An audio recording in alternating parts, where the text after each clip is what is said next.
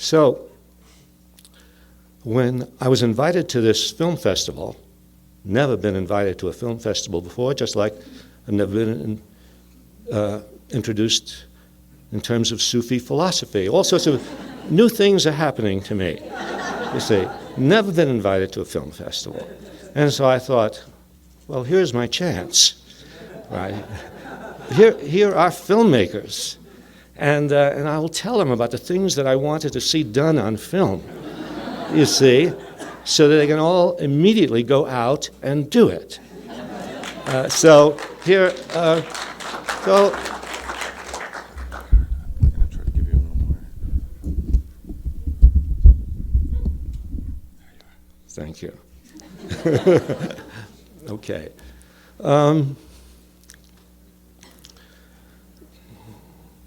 So I think about making films that will make war abhorrent to people.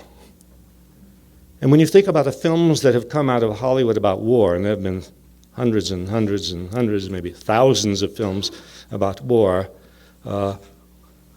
they are almost always films that glorify military heroism and war.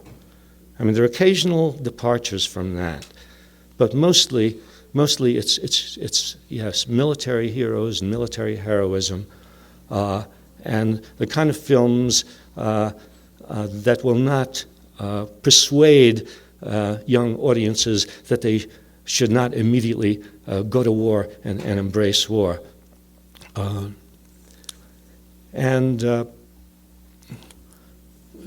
So I began to think about telling a story of wars from a different perspective.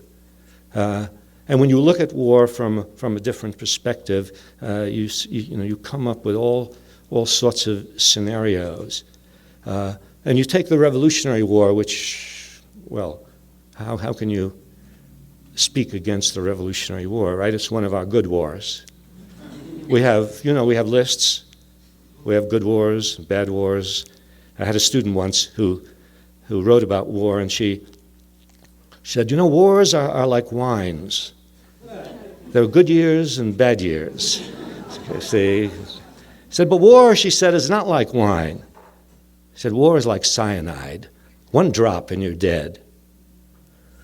So even the good wars need to be re-examined and seen as not simply how they're presented to us in such a way as to make war acceptable as a way of solving problems. And so I'll take this, one of the best of our wars, which is the Revolutionary War. And if you tell the story of the Revolution not from the standpoint of the Founding Fathers and not from the standpoint of, the need for... And remember, wars, yes, they're complex phenomena, and there are moral issues intertwined with them. And the Americans were oppressed by the English, but there were also Americans who were oppressed by Americans. The Revolutionary War was not that simple. And if you, for instance, Indians did not rush in exultation to celebrate the victory of the colonists over England, because for them it meant that the line that the British had set against westward expansion, the Proclamation of 1763, that line would now be obliterated, and now the colonists would be free to move west into Indian territory. They were not celebrating the American Revolution. Black slaves were not celebrating the American Revolution. And, it was estimated that maybe 1/3 of the American colonists supported the American Revolution, and 1/3 were opposed, and 1/3 were neutral. This was John Adams, one of the Founding Fathers and one of the revolutionary leaders. This was his estimate. And so I thought it would be interesting to tell the story of the American Revolution from the standpoint of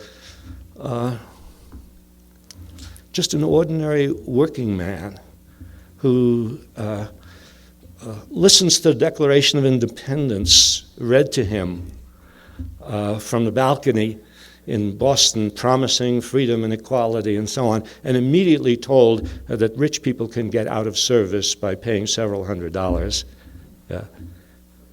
but who then, despite his misgivings and despite his own feeling of being oppressed, not just by the British, but by the leaders of the colonial world in which he is having such a hard time surviving with his family, but he joins because he's promised some land and so on. But then he becomes, as the war progresses and he sees the mutilations and the killings, and he sees that the officers of the Revolutionary Army are living in high splendor, and the privates, I mean, there's no, there's no place in society where the class divisions are more clear-cut than in the military. And the ordinary enlisted men don't have any clothes and don't have any shoes and aren't being paid and are being fed slop. And so he joins the mutineers. And in the Revolutionary War, there were mutinies against Washington's army. And the mutiny of the Pennsylvania line, the mutiny of the New Jersey line. So I thought it'd be interesting to tell a story of a working man who joins the Revolutionary Army and fights in battles and is wounded, but who then joins the Pennsylvania line, and they mutiny and they march on the Continental Congress. But finally they're surrounded by Washington's army, and several of their comrades are forced to shoot several of the mutineers. And then this soldier, embittered by what he's seen, gets out of the army, gets some land in western Massachusetts, and then becomes a part of the rebellion after the war is over. There is a rebellion in western Massachusetts called Shays' Rebellion, in which the small farmers are rebelling against the rich men who control the legislature in Boston, who are imposing heavy taxes on them, taking away their land and their farms.